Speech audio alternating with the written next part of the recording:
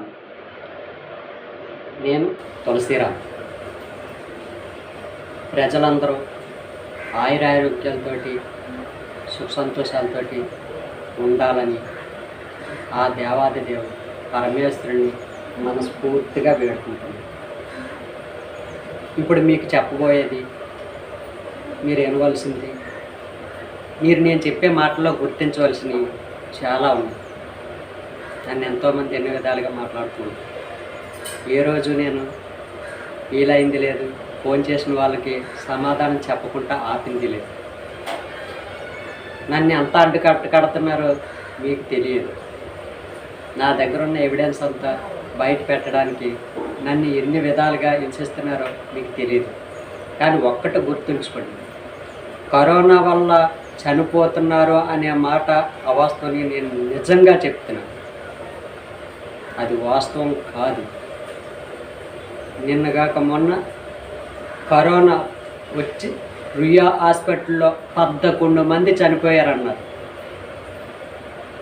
అప్పుడు జనాలందరికీ అయ్యి బాబోయ్ 11 మంది చనిపోయారా?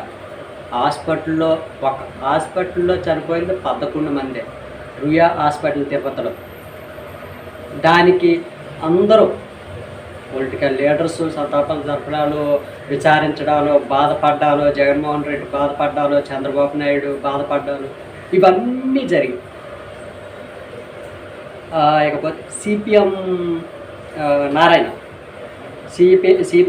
గారు ఇప్పుడు ఆయనకు కనిపించింది. అంటే ఒకేసారి ఒకే హాస్పిటల్లో ఎక్కువ మంది చనిపోయేసరికి వీళ్ళ పొలిటికల్ లీడర్స్ అందరికీ భయం. అమ్మో ఇంతమంది ఒకేసారి చనిపోతే వీళ్ళందరికీ తెలుస్తుంది. రాజకీయ నాయకులు ఆడే డ్రామాలు, రాజకీయ నాయకులు ఆడే చూసారా, ఇంతమంది చనిపోయినా వాళ్ళ పథకాలు ఆపలేదే. వాళ్ళ కోసం డబ్బులు డిమాండ్ చేశారు. 10 లక్షలు అడగడం అనేది అది వాస్తవం. అపోజిషన్ పార్టీ వాళ్ళు అడుగుతూ ఉంటారు, అది కామన్. ఎందుకంటే నిజంగా చెప్పాలంటే ఈరోజు ఇవ్వవలసింది ఆ 11 మందికి కాదు డబ్బులు. కరోనాతో చనిపోయిన ప్రతి కుటుంబానికి మినిమం 2 లక్షల సాయం చేస్తే చాలు. కోటాను కోట్లు ఏమి అయిపోదు కదా. ఎల్జీ ఫార్మర్స్ లీక్ అయినప్పుడు చనిపోయిన వాళ్ళకి ఒక్కొక్క కుటుంబానికి ₹1 కోటి ఇచ్చారే.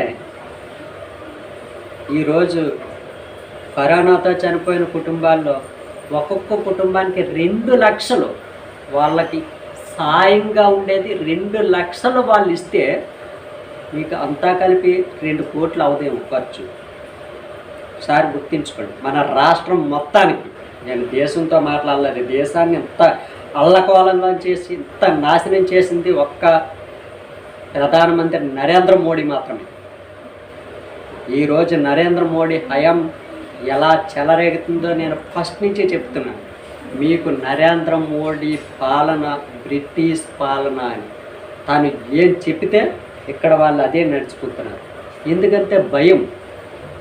వ్యతిరేకంగా వెళ్తే వాళ్ళకు కూడా కేసులు పెట్టి ఉన్న కేసులు తీసి బయటికి ఎలా తోసేస్తారన్న భయం. చెప్తున్నా, బీజేపీ పాలనలో మీ అందరికీ రైతు భరోసా వస్తుందని, అది భరోసా వస్తుందని, అకౌంట్లో డబ్బులు వస్తున్నాయని మిమ్మల్ని కేవలం మభ్య పెడుతున్నారు. చనిపోయే వాళ్ళ హాస్పిటల్కి ఒంట్లో జలుబు జ్వరం వచ్చిందని హాస్పిటల్లో జాయిన్ అవుతే ఉన్నవాడా లేనివాడా వాళ్ళ ఎంక్వైరీలో తేల్చి మరి మిమ్మల్ని లేపేస్తున్నారు. చూసుకోండి. పేదవాడు కోలుకొని బయట తిరిగే వాళ్ళు బాగానే ఉన్నారు. ఎందుకంటే వాడు డబ్బులు కట్టలేడు, వాడు కట్టడు. అలాంటి వాళ్ళకి మందు మాపై ఇచ్చి ఆక్సిజన్ పెట్టావు, ఇది పెట్టావు అని చెప్పేసి గవర్నమెంట్ హాస్పిటల్, ఓన్లీ ప్రైవేట్ హాస్పిటల్లో 2-3 లక్షల రూపాయలు మీకు స్టార్టింగ్గా తీసేసుకుంటున్నారు. అలా కాకుండా ప్రైవేట్ హాస్పిటల్లో వెళ్ళిన ప్రతి ఒక్కడికి చావు తప్పదు. మీకు ఇంపార్టెంట్గా government KGH hospital, government hospitals ఇవన్నీ ఉన్నాయి. వీళ్ళందరూ కూడా పేదవాడు వెళ్తే వాడికి ఏదో చిన్న చిత్కో ట్యాబ్లెట్స్ ఇచ్చి నువ్వు ఎలా జాగ్రత్తగా ఉంటే ఎలా జాగ్రత్తగా ఉండని చెప్పి జాగ్రత్తలు చెప్పి ఇంటికి పంపించేస్తున్నారు తప్ప హాస్పిటల్లో జాయిన్ చేసుకోవట్లేదు. గుర్తుంచుకోండి. నెక్స్ట్ ఇంకొకటి, నాకు నిన్న ఒక ఆయన చెప్పారు, దేశాన్ని పరిపాలించే వాళ్ళు ఉన్నత విద్యలు చదువుకొని పివి నరసింహారావు లాంటి వాళ్ళు, అలాగే మన్మోహన్ సింగ్ లాంటి వాళ్ళు పరిపాలిస్తే దేశాన్ని అద్భుతంగా పరిపాలిస్తారు. ఒక టీ కాఫీ అమ్ముకున్నవాడి చేతుల్లో పెడితే ఇలాగే ఉంటుంది దేశం పొజిషన్ అని నాకు నిజంగా అది ఆయనకి ధన్యవాదాలు తెలియజేస్తాను. నిజం, టీ కాఫీ అమ్ముకునేవాడు దేశాధినేత అయ్యాడంటే తను ఎన్ని ఫ్రాడ్ పనులు చేస్తే కనుక ఈ స్టేజ్కి వస్తాడు. గుడ్డిలా కష్టపడుతున్నామే, వేలకు వేలు సంపాదిస్తున్నాం, 10,000, 12,000, 20,000 సంపాదిస్తున్నాం, కట్టుకోవడానికి ఇల్లు కట్టుకోలేకపోతున్నాం. ఇంకా మేమేం మాట్లాడుతున్నాం? దేశాన్ని అల్లకొల్లాలని చేసింది ఒక్క నరేంద్ర మోడీ. దేశం నల్లధనం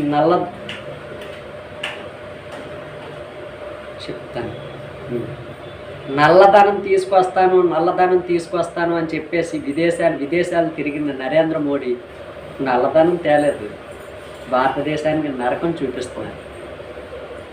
ఒక్కసారి ఆలోచించండి. ఒక నెలలో విదేశాలు తిరిగి ఆయన సొంతంగా ఫ్లైట్లు కట్టించుకొని ఆయన హంగామాలు చేసింది ఎంతో. మీరు మరొక్కసారి వెనక్కి వెళ్ళి గుర్తు చేసుకోండి. చదువుకున్న ప్రతి ఒక్కరు మీరున్నారు, ఆలకించండి ఒకసారి. చదువుకున్న వాళ్ళందరూ ఆలోచించవలసిన విషయం. అప్పుడు ఎవడో అడగలేదు, నల్లధనం వచ్చేస్తుంది అనుకున్నారే తప్ప తెల్లధనం ఏమవుతుందో తెలియని పొజిషన్ అయిపోయి ఇప్పుడు ప్రతి ఒక్కళ్ళని మన దేశంలో ఉన్న ప్రతి గవర్నమెంట్ ప్రైవేటీకరణగా చేసేసి అమ్మేసి విదేశాల్లో కట్టి మన జీవితాల్ని సర్వనాశనం చేసింది ఒక్క నరేంద్ర మోడీ. అందరూ అంటుంటారు, నేను మాట్లాడుతుంటే చాలామంది ఒక మాట అన్నారు, మీరు పక్క వైసీపీ పార్టీ కదండి, జగన్మోహన్ రెడ్డిని ఎందుకు మీరు తిడుతున్నారని అడిగారు. నేను పేరు ఎవరిని తిట్టలేదు, ఒక్క నరేంద్ర మోడీని తిడుతున్నాను. ఒక్కసారి నా వీడియోలు పూర్తిగా చూసి మాట్లాడాలి. నాకు రాజకీయం కాదు కావాల్సింది, ప్రజల భవిష్యత్తు కావాలి, ప్రజల ఆయురారోగ్యాలు కావాలి, ప్రజలందరూ బాగుండాలి. 10 కంపెనీలు చక్కగా రన్ అవుతూ ఉంటే నాలాంటి వాళ్ళు వేల మంది అందులో ఉద్యోగాలు చేసుకొని బతుకుతూ ఉంటారు. ఈరోజు వాళ్ళకి డబ్బులు పెంచేసాం, వీళ్ళకి పెంచేసాం అని చెప్పేసి చాలామంది గవర్నమెంట్ ఉన్న ఉద్యోగస్తులకి వీళ్ళకి డబ్బులు శాలరీలు పెంచుతున్నారే. మరి ప్రైవేట్ కంపెనీల్లో చేసే ప్రతి ఒక్కరికి ఎవడైనా శాలరీ పెంచమని ఎవరైనా డిమాండ్ చేయగలుగుతారా? ఎవడైనా నాకు శాలరీ సారట్లేదని అడిగితే వాడిని ఆపేసి నాయన నువ్వు ఉండిపో, ఇంకొకడు వస్తాడని చెప్పేసి బయటకు పంపించేసి వాళ్ళు కొత్త వాళ్ళని జాయిన్ చేసుకుంటారు. అలాంటి వాళ్ళకి ఏది సమాధానం లేదే. ప్రైవేట్ కంపెనీల్లో చేసే వాళ్ళ భవిష్యత్తు ఎలా ఉందో మీకు తెలియకపోవచ్చు, కష్టపడే వాళ్ళందరికీ తెలుసు, కష్టపడి చేసే ప్రతి ఒక్కరికి తెలుసు. ఈరోజు లాక్డౌన్ పెట్టారు, ఎవరికి ఉపయోగం? మసీదులు తీయకూడదు, చర్చిలు తీయకూడదు, దేవాలయాలు గుళ్ళు తీయకూడదు, ఎక్కడికి గుళ్ళకి వెళ్ళకూడదు. కానీ ఉదయం 6 గంటలకు 10 నిమిషాల ముందుగా వైన్ షాప్ మాత్రం తీయాలి. ఇదేనా గవర్నమెంట్ రూలు? బారులు తీరి అక్కడ లైన్లు కట్టి వాళ్ళు ఒకరి మీద ఒకరు పడిపోయి ఇష్టానుసారంగా వాళ్ళు వ్యాపారాలు కొనుక్కొని ఇష్టానుసారంగా తాగి తిరుగుతుంది. వాళ్ళకి అడ్డుకట్ట కట్టలేదే. మద్యపాన నిషేధం అన్న మాటకి ఈరోజు వాళ్ళ వ్యాపారం కొద్దీ చేసుకుంటుంది. ఈరోజు మీరు పెట్టిన లాక్డౌన్ ఎవరికి ఉపయోగపడుతుంది? మీకే కదా. రిజిస్టర్ ఆఫీసులు మీ వరకు కదా పనిచేయాలి. ఎవరికి ఉపయోగపడతారు? ఎవరికి పని చేస్తున్నారు? జనాలకి ఎవ్వరికీ తెలియదు. మీకు చెప్తున్నా, మీరందరూ ఆలోచించవలసిన విషయం ఏంటో తెలుసా? ఈ లాక్డౌన్లో ఏం జరుగుతున్నదన్నది మీకు తెలియదు. ఎవిడెన్స్ నా దగ్గర ఉంది, మీకు చూపిస్తా. ఎవరు రోడ్డు మీద ఏం పట్టుకెళ్తుండ్రో, ఏం చేస్తుండ్రో, ఏం తిరుగుతుండ్రో, వాళ్ళకి నచ్చిన ఆఫీసుల్లో ఏం జరుగుతుంది. ఈరోజు పేదవాడికి ఇల్లు ఇస్తానని చెప్పేసి 90 రోజుల్లో వేస్తాను, 30 రోజుల్లో వేస్తాను అనుకుంటూ గడువు పెట్టుకుంటూ మళ్ళీ మీకు ఎలక్షన్ వచ్చేంత వరకు మీకు ఇల్లు ఇవ్వరు. భూమి లేని వాడికి సెంటు భూమి, ఇల్లు లేని వాడికి సెంటు జాగా ఇచ్చి ఇల్లు కట్టిస్తానని అన్నారే. ఏమైపోయి ఈ సెంటు భూములు జాగాలు కలెక్ట్ చేసేసి హంగామా చేసేసి చదును చేసేసి రాళ్ళు పాతేసి మొక్కలు కూడా పాతేశారే. ఆ జాగాలు ఏమయ్యాయి చెప్పమంటారా? నన్ను చూపించమంటారా? మీకు చాలామంది ఈడెవడో ఏదో చెప్తాడులే అనుకుంటా. నా దగ్గర పక్కా ఆధారాలు ఉన్నాయి కాబట్టి నేను గట్టిగా మాట్లాడుతున్నాను, చెప్తున్నా. ప్రతి రాజకీయ నాయకుడికి ప్రజలందరికీ చెప్పేది ఒక్కటే, మీకు చెప్పేది ఇది కరోనా కాదు, కావాలని చంపేస్తున్నారన్న విషయం మీ అందరికీ తెలుసు. నేను మరీ చెప్తున్నా, మీరు భయపడొద్దు అని చెప్తున్నా. ఇంట్లో కూర్చొని కూడా మాస్క్ పెట్టుకొని కూర్చుంటున్నారే. మన గాలి మనమే వదులుతున్నాం, మన గాలి మనమే పీలుస్తున్నాం. మాస్క్ పెట్టుకొని ఉన్నవాళ్ళు ప్రతి ఒక్కడు ఆక్సిజన్ పీల్చుకోవట్లేదు. మాస్క్ తీస్తేనే ఆక్సిజన్. అలా మాస్క్ తీసి తిరగమని నేను చెప్పట్లేదు. విలేజ్లో చెట్ల కింద ఉన్న వాళ్ళకు కరోనా రాలేదు. నరేంద్ర మోడీ మంచి తెలివితేటలు ఉపయోగించాడు. మీరు ఇంకొక విషయం గమనించుకోండి. వీళ్ళందరికీ కరోనా వస్తున్నదన్న విషయం అంటే పెడితే ఇప్పుడు ధరలు పెరిగిపోయి పెట్రోల్ రేట్లు విపరీతమైన నిత్యావసర వస్తువుల రేట్లు పెరిగిపోతే వాటి గురించి ఎవరు అడిగినా అడగకపోయినా ఒకళ్ళు ఉన్నారు అడిగేవాళ్ళు. వాళ్ళను కూడా అడ్డుకట్టు కట్టారు వాళ్ళు. అది నేను ప్రెస్సోడు మీడియాోడు అడిగేవాడు కాదు. వీళ్ళెవ్వరూ అడగరు. అడిగే నాయకులు, యుద్ధం చేసేవాళ్ళు ఒక్క నక్సలైట్లు కూడా వాళ్ళు బయటకు వచ్చి ఎక్కడ ఎదిరించి ఎక్కడ ఇబ్బందులు పెడతారో అని చెప్పేసి ఈరోజు ఎక్కడో అడవుల్లో ఉన్న నక్సల్స్ కూడా కరోనా సోకింది, కరోనా వచ్చేసింది, మీకు ఎటువంటి ఇబ్బంది లేదు, మీరు పోలీసుల దగ్గరికి వచ్చి హాస్పిటల్కి వెళ్ళి కరోనా ట్రీట్మెంట్ చేయించుకోండి అని చెప్పేసి నరేంద్ర మోడీ మీకు విజ్ఞప్తి చేశారు. అది ఎంతవరకు కరెక్టో మీరు ఒక్కసారి ఆలోచించండి. వాళ్ళు పొరపాటున వచ్చి హాస్పిటల్లో జాయిన్ అయితే వాళ్ళు కూడా చనిపోయినట్టే. అది 100% వాళ్ళు కూడా వీళ్ళకి అడ్డంగా రాకుండా ఈయన వేసిన ప్లాన్ అది. స్వచ్ఛమైన గాలి, అదృష్టవంతులైన గాలి. ఒక్కసారి మనకి సమ్మర్ సెలవుల్లో మనం వెళ్ళిపోయి ఆ చెట్ల కింద కూర్చొని ఎంజాయ్ చేస్తూ ఉంటాం ఒక్కొక్క రోజు భార్య పిల్లలతో వెళ్ళిపోయి. అలాంటి గాలిలో ఉన్న వాళ్ళకు కూడా కరోనా వచ్చిందని చెప్పి భయపెట్టి వాళ్ళని బయటికి లాగడానికి చూస్తున్నారే మన నరేంద్ర మోడీ. తెలివితేటలు. ఇది ప్రజలకు ఉపయోగపడే తెలివితేటలు కాదు. ప్రజల్ని ఇచ్చి చంపేస్తున్నారు. నన్ను ఒక పాప అడిగింది, చిన్న పాప, అంకుల్ ఇంతమంది చనిపోతున్నారు, నాకు చాలా భయంగా ఉంది. డాడీ రోజు చెప్తూ ఉంటారు వాళ్ళ ఫ్రెండ్కి కరోనా వచ్చింది, వాళ్ళకి కరోనా వచ్చిందని. ఏంటి అంకుల్ అని చాలా తెలివిగా అడిగింది ఆ పాప. జాలేసింది. అమ్మా ఇది కరోనా కాదని చెప్పి చిన్న పాపకి నేను మాట్లాడాను ఆ రోజు. అది బయటికి చెప్పుకోలేను. నాకు కళ్ళంట నీళ్ళు తిరిగాయి ఆ రోజు కూడా. నేను చాలా ఆవేదన పడ్డాను. ఆ రోజు నేను అనుకున్నాను, ఈరోజు నేను కెమెరా తెచ్చుంటే పాపతో మాట్లాడిద్దును అనుకున్నాను. అవకాశం లేకపోయింది ఆ రోజు. నేను వేరే పనిలో బయటకు వెళ్ళటం వల్ల, అక్కడ నన్ను వాళ్ళు అడ్డుకోవడం, వాళ్ళు నన్ను ఇబ్బంది పెట్టడం వల్ల నేను ఆ రోజు మైండ్ డిస్టర్బ్ అయ్యాను. కానీ ఆ పాప మాటలకి కళ్ళంట నీళ్ళు తిరిగాయి. నేనే కాదు, ప్రతి ఒక్కరూ అదే చర్య.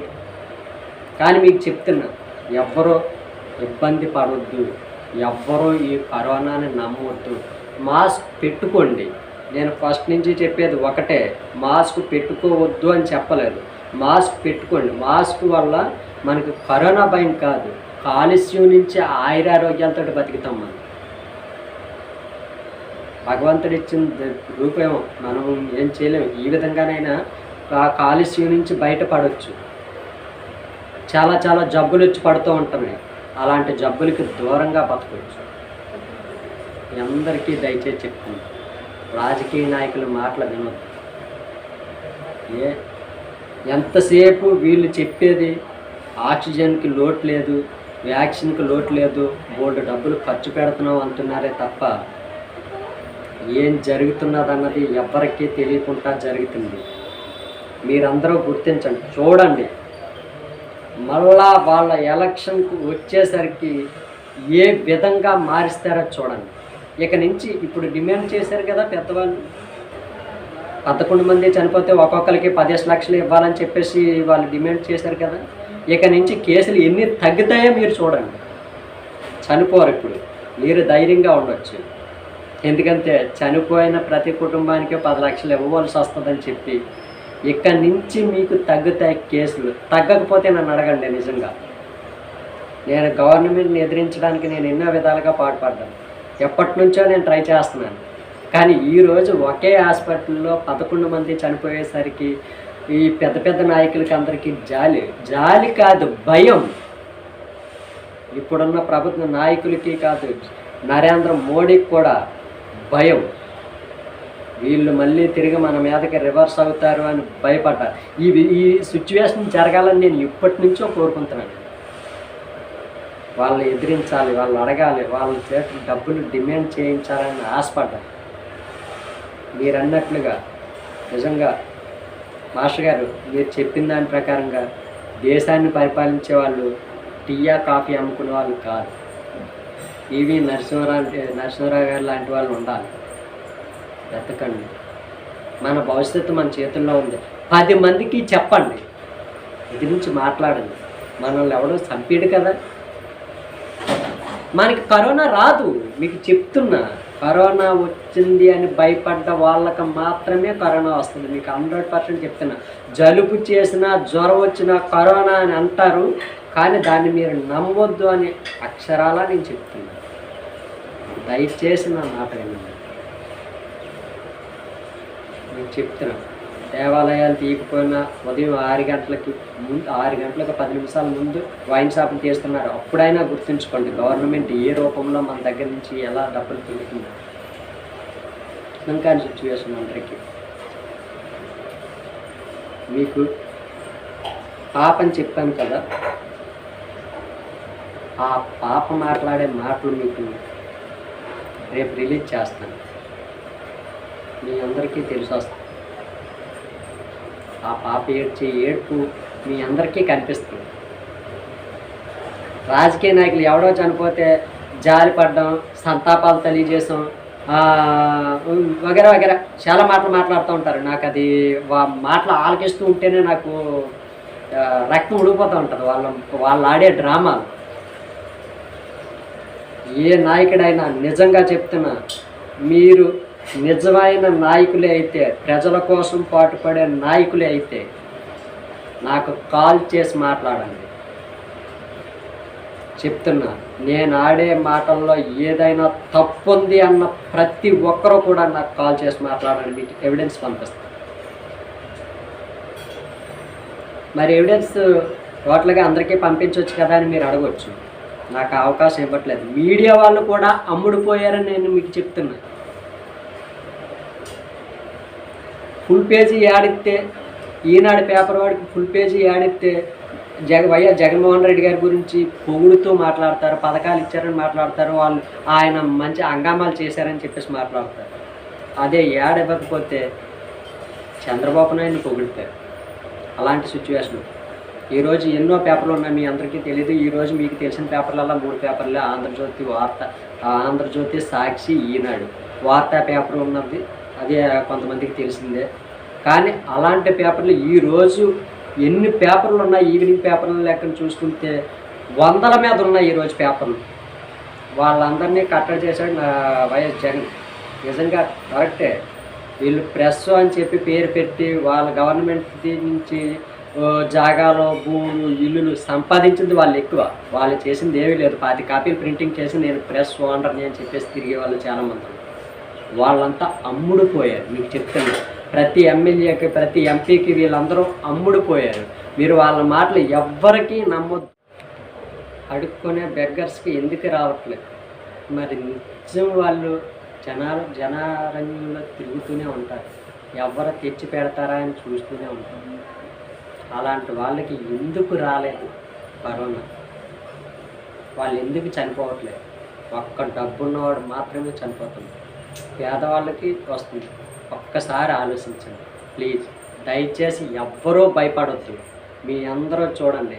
నా ఛానల్ సబ్స్క్రైబ్ చేసుకున్న మీ అందరికీ నేను ఎవిడెన్స్ చూపిస్తాను.